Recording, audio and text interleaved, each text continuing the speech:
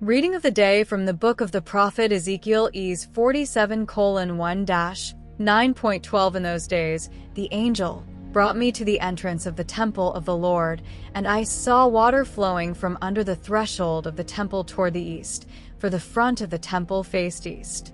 The water was flowing from under the south side of the temple, from the south side of the altar. He brought me out by the north gate and led me around the outside to the outer gate that faces east, and I saw water flowing from the south side. The man came out toward the east and measured off 1,000 cubits with a measuring line in his hand. Then he had me wade through the water. It was up to my ankles. Again he measured 1,000 cubits. Then he had me wade through the water. It was up to my knees. Again he measured 1,000 cubits. Then he had me wade through the water. It was up to my hips. Again he measured 1,000. And it was a stream that I could not cross, for the water had risen. It was navigable water, a stream that could not be crossed. Then he said to me, "Son of man, have you seen this?" Then he brought me back to the bank of the stream, and when I turned, behold, on the bank of the stream there were very many trees on this side and that. Then he said to me, "This water flows toward the east, goes down into the Arabah, and enters the sea. And when it flows into the sea, it makes its waters healthy. Wherever the stream goes, every living thing that moves will live, and there will be very many fish, for wherever the water goes, it makes them healthy. And wherever the stream goes, everything will live. Along the stream, on both sides, will grow all kinds of fruit trees. Their leaves will not wither, their fruit will not fail, and they will bear fruit every month, because their water flows from the sanctuary. Their fruit will be for food, and their leaves for medicine." Gospel of the day from the Gospel according to John. John 5:1-16. There was a feast of the Jews, and Jesus went up to Jerusalem. Now in Jerusalem by the sheep gate there is a pool, which in Hebrew is called Bethesda, which has 5 porticos. In these lay a great multitude of invalids, blind, lame, paralyzed. Now a man was there who had been ill for 38 years. When Jesus saw him lying there and knew that he had been in the condition for a long time, he said to him, "Do you want to get well?" The sick man answered him, "Sir, I have no one to put me into the pool when the water is stirred up, but while I am on my way, another steps down before me." Jesus said to him, "Rise, take up your mat and walk." And immediately the man was made well, and took up his mat and walked. Now that day was a Sabbath. So the Jews said to the man who had been healed, "It is the Sabbath, and it is not lawful for you to carry your mat." But he answered them, "The man who made me well said to me, 'Take up your mat and walk.'" Then they asked him, "Who is the man who said to you, 'Take up your mat and walk'?"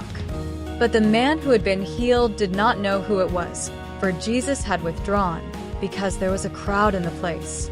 Afterward Jesus found him in the temple and said to him, "See, you are well. Sin no more, so that nothing worse may happen to you."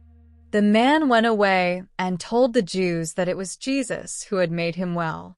For this reason the Jews persecuted Jesus, because he was doing these things on the Sabbath. Words of the Holy Father. Jesus says to him, "Rise, take your mat and walk." v:8. Immediately the man was healed. v:9. The attitude of this man makes us think, was he sick? Yes, perhaps he had some paralysis, but it seems he could walk a little.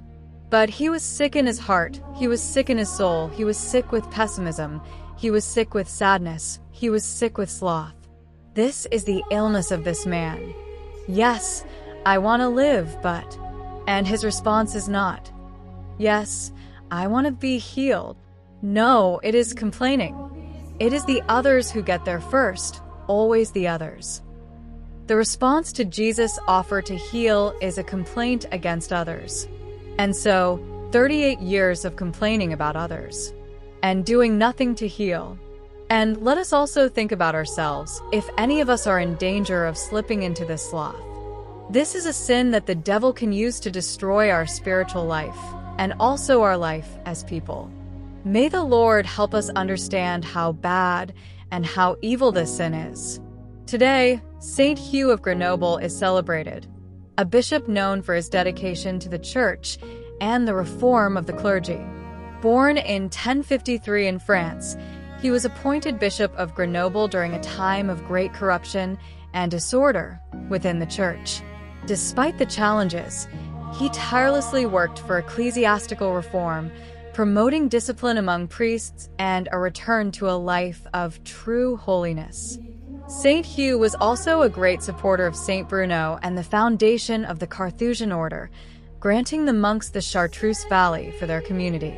His work was marked by miracles and deep wisdom, and despite many difficulties, he always maintained an attitude of humility and charity. He is remembered for his commitment to spiritual guidance and his example of total devotion to God. Even today, his intercession is invoked for guidance in difficulties and for strength in renewing one's faith.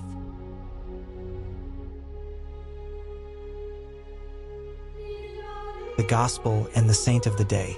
If you wish to continue exploring spirituality and Christian history, don't forget to subscribe to the channel and turn on notifications so you don't miss the upcoming videos.